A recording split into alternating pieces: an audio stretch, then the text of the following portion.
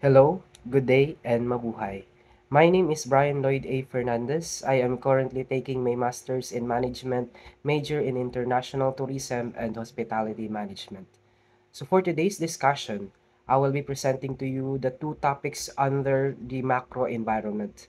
First, we have pressures in sustainability and operation, and the second one, risk, crisis, and disaster management. To make our session more engaging, let us first begin with the first topic. But before we dive deeper into the discussion, let us watch a short video related to the sustainability in tourism and hospitality operation. So this video will give us an overview and better understanding of the issues and challenges surrounding sustainability in the industry. Ever pondered why sustainability is increasingly becoming a buzzword in today's business operations? It's not just a trend, but a necessity. And here's why. Sustainability in business operations is about meeting our own needs without compromising the ability of future generations to meet theirs. It's about striking a balance between profitability and preserving the environment. Consider the case of Patagonia, an outdoor clothing company that has committed to sustainable operations. They're not just selling jackets and backpacks, they're selling a promise to protect our environment. And it's not just about feeling good, it's about good business too. Their commitment to sustainability has earned them a loyal customer base and a strong brand reputation. Or take IKEA, who's made a strategic decision to use renewable and recyclable materials in their products. It's an investment in the future, and it's paying off. The importance of sustainability in business operations cannot be overstated, as not only does it benefit the environment, but it also has a positive impact on a company's bottom line. Are you aware that many companies are now integrating green practices into their operations? Take environmental management systems, or EMS for short. These systems help businesses to identify, monitor, and control their environmental impact. A prime example is Walmart, which implemented an EMS to manage waste and reduce energy consumption, leading to significant cost savings. Then there's sustainable procurement practices, where businesses opt for goods and services with a lower environmental impact. Unilever, for instance, is committed to sourcing all of its agricultural raw materials sustainably by the year 2025. Businesses are also adopting carbon footprint reduction strategies to lessen their greenhouse gas emissions. A notable approach is investing in renewable energy sources or improving energy efficiency in their operations. Lastly, we have circular economy principles, where businesses aim to use resources more efficiently by recycling and reusing materials, thereby reducing waste. These green practices have not only reduced the environmental impact of these companies, but have also improved their operational efficiency and profitability. Ever wondered what role corporate social responsibility plays in sustainable operations? Let's delve into it. Corporate social responsibility, or CSR, is the commitment by businesses to behave ethically and contribute to economic development while improving the quality of life of the workforce, their families, and the local community and society at large. Take Starbucks, for instance. Their commitment to CSR extends to ethical sourcing, environmental stewardship, and community involvement. They've set up farmer support centers, embraced renewable energy, and actively participated in community service. This commitment has not only cemented their status as a socially responsible brand, but also fostered customer loyalty and improved their overall reputation. So you see, CSR plays a critical role in sustainable operations. It's not just about protecting the environment, it's about creating a positive impact on society, while also enhancing the company's image. Remember to like and subscribe for more insightful videos on sustainable business practices. Again, good day everyone. So first, I will be discussing to you or presenting to you the pressures and sustainability in operations in tourism and hospitality. So this topic is extremely relevant because while tourism and hospitality generates job, income, and cultural exchange, they also create major pressures on the environment. If these pressures are ignored, they can harm destination, increase cost, and even force business closures. So in my presentation, I'll discuss three main parts. We have the environmental pressures the industry is facing, the sustainability practices that can address this issue, and how sustainability should be measured and reported. Let's begin with the first part, assessing environment pressure. So hospitality operation, particularly hotels and resort, relies on a lot of resources. So this leads to three major pressures. We have carbon emission, water use, and waste generation. Let's look at them one by one. First, we have carbon emission. Hotels are energy intensive. They need electricity for lightings, heating, air condition, elevators, laundry, kitchens, and guest transport. According to 3GE Learning LLC 2023, rapid tourism develop often increase in the carbon footprint unless strict energy saving policies are adopted. To give an example, Hilton Hotels developed the Light Stay system, which monitors energy consumption across its global properties. Using this, Hilton has reduced its carbon emission by 44%. This shows that hotel can make real progress if they track and manage their energy usage. Next, we have water used. Another major pressure is water consumption.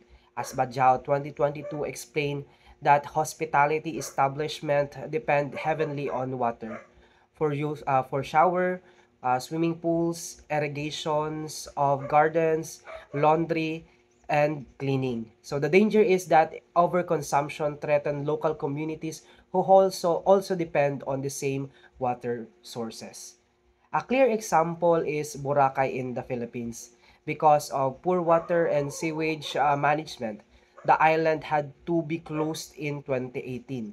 Hotels and restaurants were forced to upgrade their system and build a treatment facilities before reopening. This case shows that unsustainable water use can literally shut down an entire tourism destination. Next, we have waste generation. The third pressure is waste. So according to Herrera 2021, buffets, single-use plastics, and guest packaging habits create large volume of garbage every day. Globally, food waste is a huge problem. One-third of all food produced ends up wasted. Marriott International recognized this and implemented program to cut food waste by 50% in selected hotels. This is not only helps the environment but also lowers operational cost. So, when we talk about pressure, carbon, water, and waste, we're not just discussing environmental issues. These are also operational risk. If businesses fails to address them, then the result can be higher expenses, stricter regulation, reputational damage, and even forced closure as Boracay shows. Recommending sustainable operation practices. Now that we understand the pressures, the question is, how should the industry respond? The answer lies in sustainable operations practices. There are four main areas of practice: carbon reduction, water efficiency, waste minimization, and market-driven innovation. Carbon reduction. One way hotels can reduce their carbon footprint is by transitioning to renewable energy, such as solar panels or contract with green electricity providers. They can also upgrade to energy efficient technology like LED or LED lightings. Transportation is another area. According to Rantikovic 2020, emphasizing that green transport such as electric shuttles or bike rentals not only reduce emissions but also enhance branding. Guests often appreciate hotels that offer eco-friendly travel operation. Water efficiency. Hotel can save water through simple but effective measures. Installing low-flow showers and toilets, recycling gray water for irrigation, and encouraging towel and linen reuse program. The Aubrey Hotel Group is a good example. They recycle wastewater for landscaping and cooling system, conserving millions of liters of water each year. This practice balances guest comfort with resource conservation. The next one is waste minimization.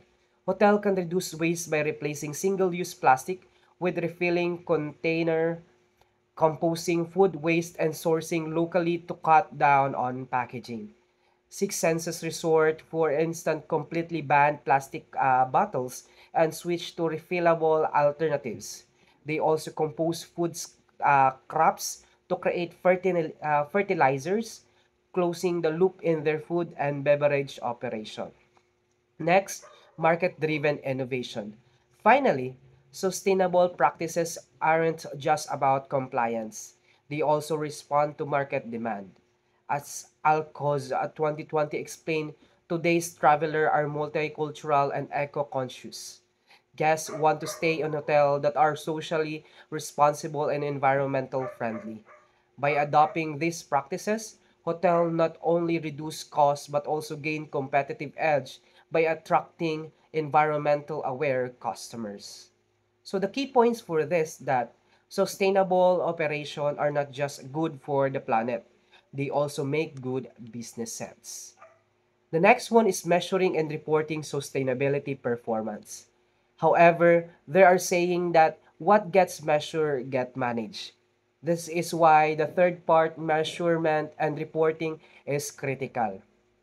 Many companies talk about sustainability, but unless they measure and report their progress, it may be seen as greenwashing. So to avoid this, hotel use recognized tools and standard. So we have here the tools and standard. The Hotel Carbon Measurement Initiative, or the HCMI, allows hotel to calculate carbon emission per guest night. We have also the Hotel Water Measurement Initiative, or the HWMI, measures liters of water used per occupied room. We have also the Global Reporting Initiative, or the GRI, provide universal guidelines for sustainability disclosure. Case example. Hilton Light Stay System is a practical example. It tracks energy, carbon, water, and waste at every property. The results are verified and published annually. Accor Hotel is another case. They align their report with the United Nations Sustainable Development Goals.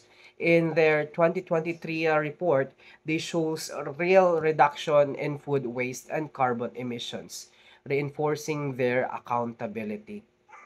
As Badjao 2022 reminds us, sustainability without measurement is only rhetoric. By reporting transparency, hotel gains trust, show regulations or regulator their compliance, and set benchmark for continuous improvement. For the conclusion, to wrap up, sustainability is hospitality operation follows a three-step cycle. Assess environment pressures that identify the impact of carbon waste and water. Adopting sustainability practices applies strategies that align with laws, market demand, and community needs. The third one is measure and report performance, ensures transparency, accountability, and continuous progress. By following this cycle, the tourism and hospitality industry can protect the environment, strengthen its reputation, and secure its long-term success. Okay, for our second topic, we have the risk, crisis, and disaster management in tourism and hospitality. So before we begin to our second topic, let's watch again for another short video in order for us to understand and to have an overview insight about our topic.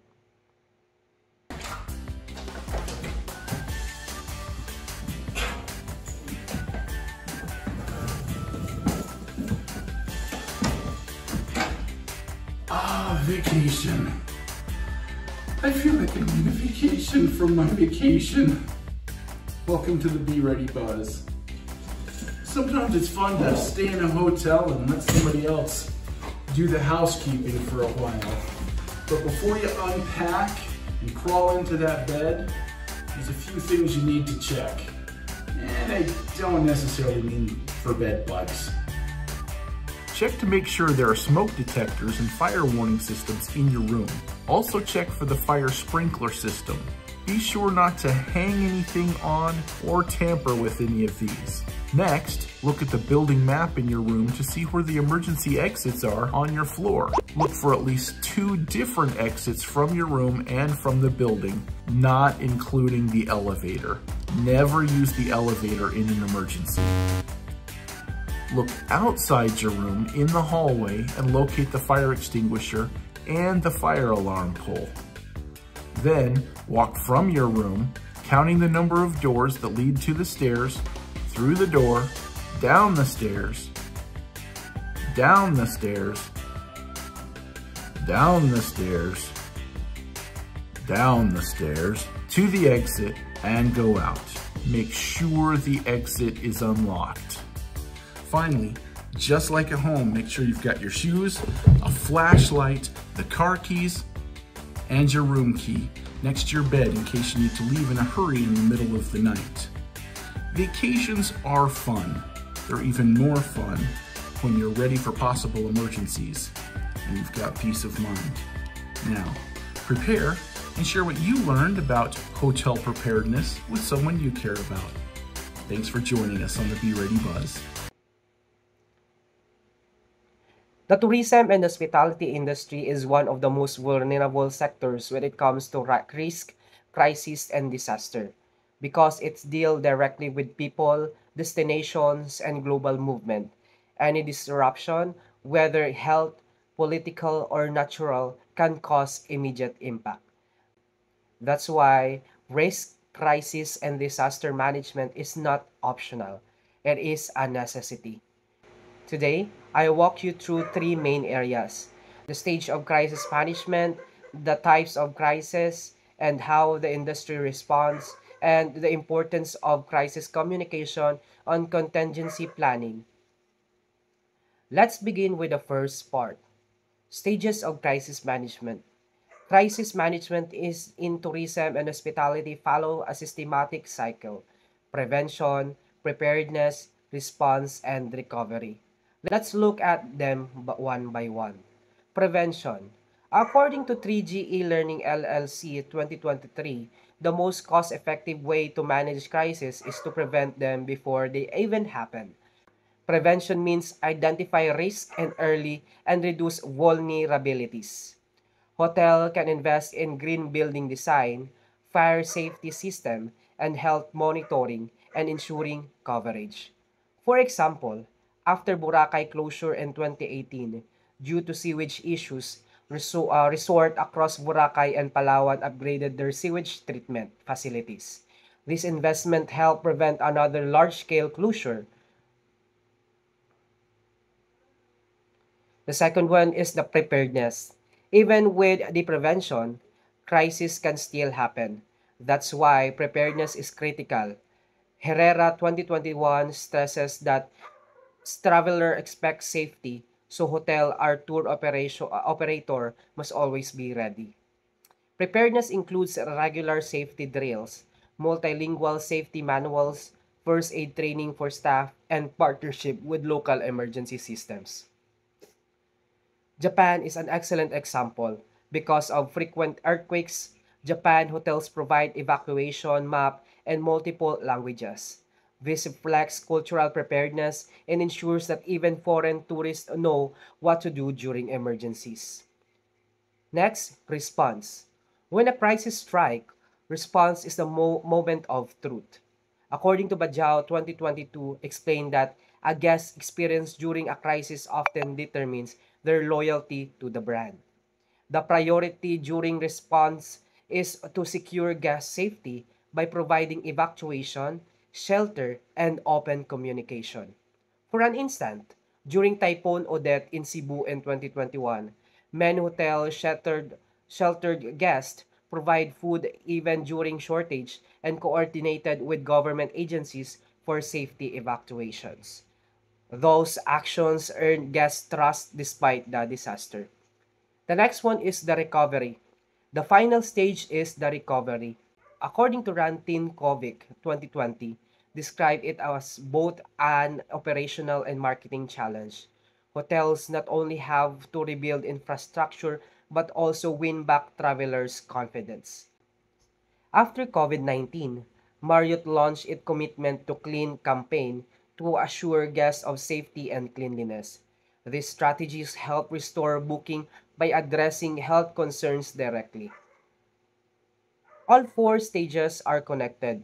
Strong prevention and preparedness lessen the burden on response.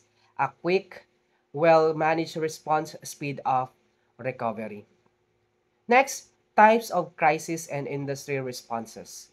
Now, let's move to the second part, the types of crisis and how the industry responds to them. Tourism and hospitality faces three major categories: health crisis, political crisis, and natural disasters. Health crisis. This includes pandemic and foodborne illness that disrupt travel demand and occupancy. ALCA's 2020 point out that the diverse workplace cultures affect how staff responds to health crisis. That's why international hotel must ensure all employees follow the same health protocols.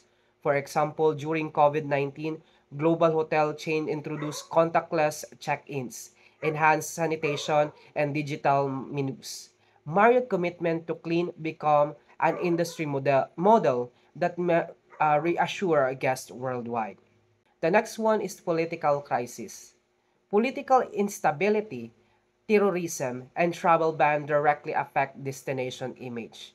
According to 3G A-Learning LLC 2023, emphasizes that political stability is a prerequisite for tourism. If unrest occur, arrival drop instantly. The Hong Kong protest of 2019. Hotel there offers safe shuttle services, flexible booking, and direct updates to reassure guests. This action softened the blow of the crisis and protected brand reputation. The next one is natural disaster. Tourism destinations are highly vulnerable to nature disaster, such as typhoons, earthquakes, floods, and volcanic eruption. According to Bajau 2022, argues that disaster risk planning should be included in micro-level operation, not just national policies. An example is the 2018 eruption of Mount Mayon in the Philippines. Many tourists were stranded but nearby hotel offers discounted rates and extended stays. By helping guests despite the situation, they maintain goodwill and trust. Next one is crisis communication and contingency planning. Now, let's talk about the two critical elements. We have crisis communication and contingency planning. Without this, even the best prevention or preparedness may fail. Crisis communication. According to Herrera 2021, highlights that communication during the crisis must be quick, clear, and empathetic. Poor communication causes panic and worsen the situation. The principles are simple. Communicate early, be transparent, and show care. For instance, Airbnb in 2020 launched a global communication campaign about flexibility, cancellation, and due cleaning standard. This openness builds trust with both guests and hosts at a time of uncertainty. Contingency planning. According to Rantin Kovic 2020, explained that contingency planning ensures continuity of operation. Tourism is interconnected, so planning must include transport, logistic, and partnership. A good contingency plan includes backup water, food, and power supply, emergency medical contacts, and partnership with hospitals, agreement with nearby hotels for guest relocation. In Japan, many hotels stock emergency kit in guest room and arrange alternative transportation when train services are disrupted. This level of planning reassure guests and minimizing disruption. To conclude, let's summarize three key insights. Crisis management is cyclical. Prevention, preparedness, response, and recovery work hand in hand. Crisis comes in many forms: health crisis like pandemic, political crisis like unrest, and natural disaster like typhoons or volcanic eruption. The third one is success depends on communication and contingency planning because this ensures guest safety while protecting business continuity. So the hospitality and tourism industry, resilience lies in its ability to turn crisis into opportunity. By learning from mistake, rebuilding stronger, and earning back travelers' trust. So thank you very much everyone for watching and listening, and mabuhay.